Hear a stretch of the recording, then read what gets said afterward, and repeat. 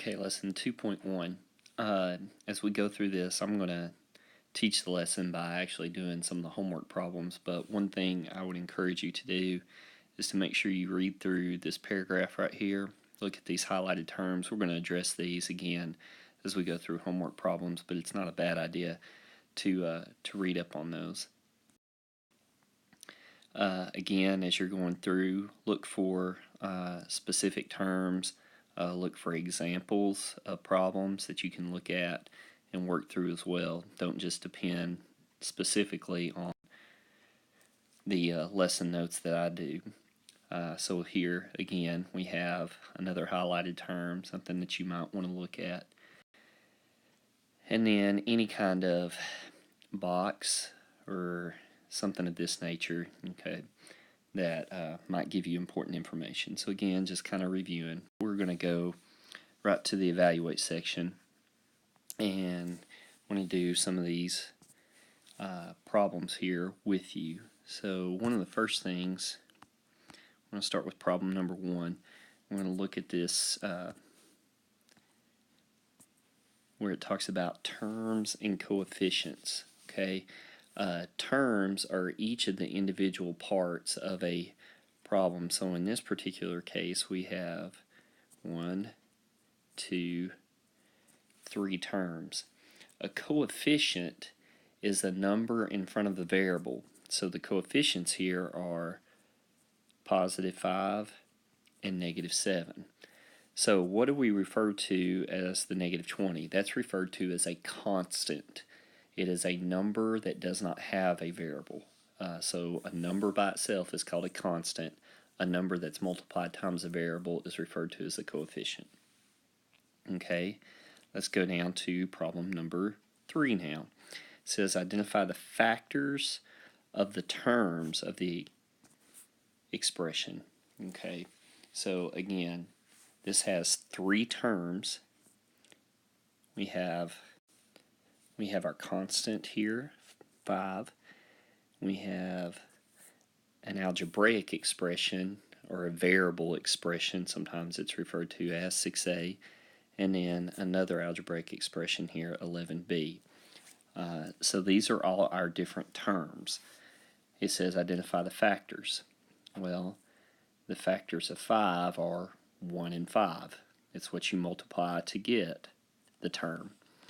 The factors of 6a are 6 and a. It's what you multiply to get that. So the factors of 11b are 11 and b. So factors are just what factors have been, and we referred to in the past as what you multiply to get a certain thing. Okay, let's go on down to this word problem number 5.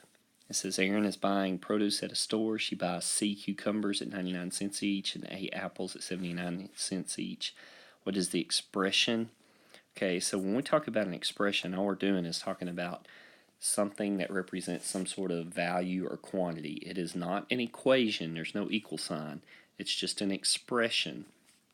So in this case, this expression altogether represents the total cost of buying cucumbers and apples at the store.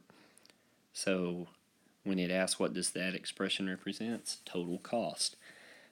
Now as you answer these online with the homework, I'm not exactly sure how that'll play out, so I may have to help you with that a little bit. Okay, so let's continue on here. Let's skip down to problem number 9 here.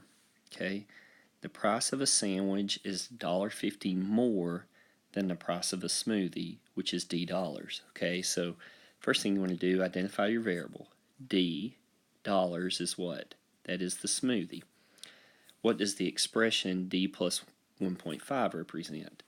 Well, because that is D was the smoothie, and it says a sandwich is $1.50 more than, then D plus 1.5 is the price of the sandwich. That's how you would represent that. You take the price of the smoothie, you add $1.50 to it. Okay, let's continue on. We're going to skip down here to number 12. It says explain the error. I like these problems a lot. says the student wrote that there are two terms in the expression. Explain the student's error. Well, if you actually do distributive property, if you think of this as -1 and you do distributive here, then you get 3p minus 7 plus 4q. Well, then there are there's actually 3 terms in the expression. So when the student was actually looking at the original problem, so I'm going to erase this up here, what they were doing is they were identifying this as a term and this in the parentheses as a term, but you can't do that. You've got to split it up. So we'll look more closely at that as we continue on. Keep going. Let's go to this next section here. Suppose A and B give the populations of 2 states where A is greater than B. Compare the expressions and tell which of the given pair is greater or if the expressions are equal. So let's do problem number 15. And sometimes students have a hard time with this because you're trying to do a comparison here without really having values. Okay, so let's just take numbers and put them in place here.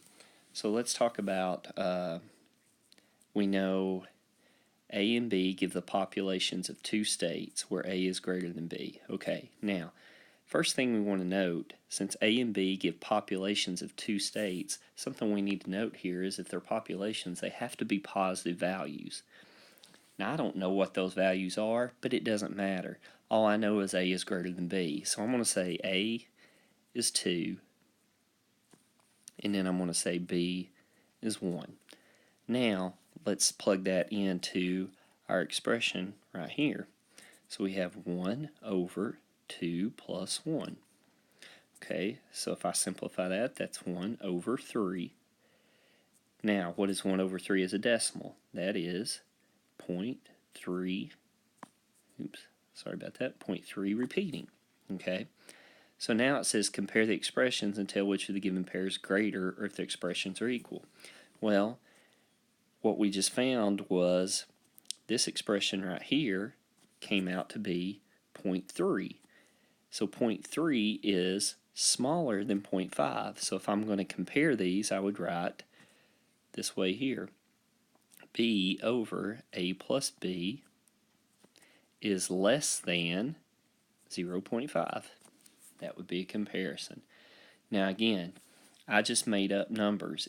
It doesn't matter what those numbers are, it just has to be true here that A has to be greater than B. Okay. So let's do another one real quick. Let's do problem number 17. So I'm going to use the same values again. I'm going to say A is 1, I'm going to say B is 2. So let's take the first expression right here. If A is 1, B is 2, that would be, if I do 1 minus 2, that's -1, so I get -1 over 2. If I do the second one, I get 1 minus 2 over 2. 2 over 2 is 1. 1 minus 1 would be 0. So 0, that one's greater. So if I came back up here and compared these two, get rid of the word and, I would put that inequality symbol. So it's a good way of trying to help yourself understand values and comparisons. Alright, the last thing I want to look at here is problem number 24. And this talks about matching the statement with the expression. Okay, so this goes back again to basically understanding how to read word problems a little bit. So the price of a winter coat and a 20% discount. Okay, so I'm going to say the price of a winter coat is P and a 20% discount. Well, you don't take 20% away from that, you do 20%, which remember as we practiced, percent as a decimal is 0.2. You have to multiply that times the coat, and then you subtract that from the original amount. So this would be our expression right here, P minus 0.2P. Okay, now, what is actually in front of this P? Well, there's a 1 there. We don't write it, but remember it's assumed to be there. So if I do 1P minus 0.2P, oops, sorry about that, let me write that again, 0.2P, and I subtract those, that would give me 0.8p, which is that one right there. So in this particular case, that would be A. And they're using X, I use P. Okay, let's go to the next one. So let me erase all this other stuff here. And okay, so let's go back and we'll write this one with A. Okay, the base salary of an employee and a 2% salary increase. So I'm taking what I originally had, the base salary, which is X.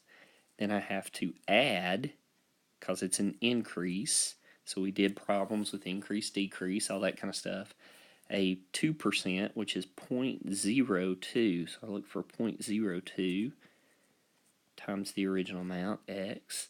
So that would be this one right here. Okay, the cost of groceries and a 2% discount. So I'm subtracting 0.02, so that would be this one. And then let's just confirm D. The number of students attending school last year and a 20% increase. So 20% is 0.2. So I'm adding 0.2, so then that would be this one. So hopefully that helped you there in reasoning those out. And again, this is review of how to kind of translate word problems as well. So that's lesson 2.1.